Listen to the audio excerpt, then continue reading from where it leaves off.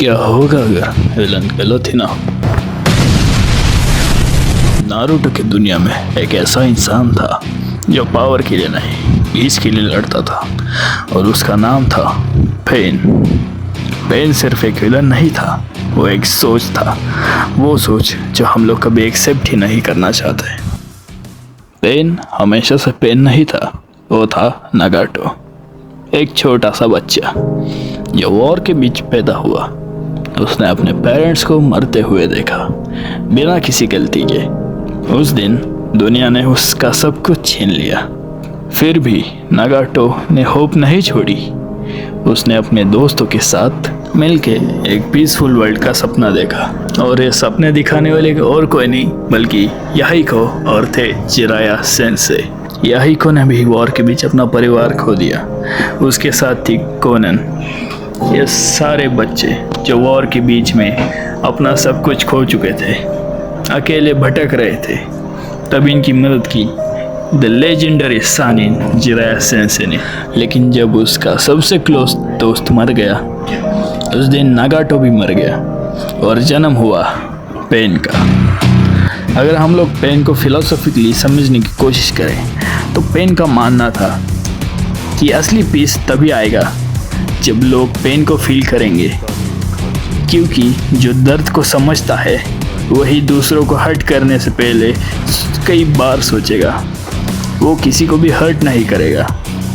इसलिए पेन दुनिया को दर्द देना चाहता था ताकि दुनिया दर्द को समझ सके।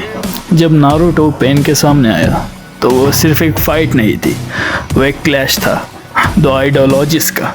दोनों ने दर्द को देखा था, दोनों अकेले थे, लेकिन एक ने रिवेंज चूज किया और एक ने होप। और यहाँ पे पेन का रिवेंज को चूज करना तो मुझे बिल्कुल भी गलत नहीं लगता, क्योंकि अगर तुम खुद सोचो यार, अगर तुम्हारे साथ इतना कुछ हुआ है तो क्या तुम होप करते बैठोगे कि फ्यूचर में तुम्हारे साथ अच्छा होगा?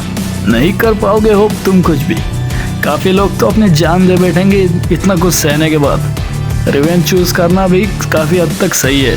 तो अब आते हैं वीडियो के मेन टॉपिक पे, जो अपना टाइटल भी है, why is the Pain best villain of all time. तो पहला point, Pain is most realistic thing out there.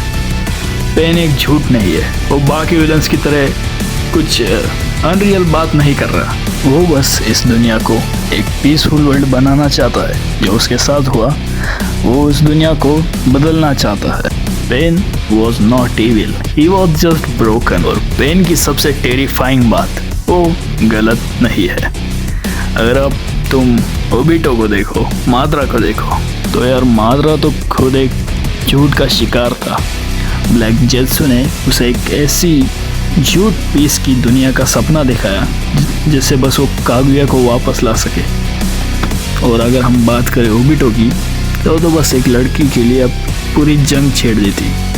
मैं मानता हूँ दोनों ही काफ़ी ब्रोकन थे, अपनी जगह पे सही भी थे शायद से, पर पेन के जैसा रियलिस्टिक विलन कोई नहीं, बस नारुतो में नहीं, पूरे एनिमे में Pain is the greatest villain out there. Climax की बात की जाए तो पेन हारा नहीं, उसे रोका गया, क्योंकि अगर दुनिया उसकी बात नहीं मान लेती तो शायद पीस आता, लेकिन किस प्राइस पे।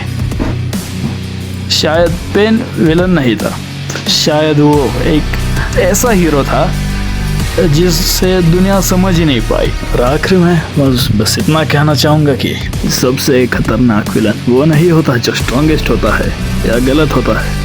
सबसे खतरनाक विलन वो होता है जो सही लगता है। ここより世界に痛みを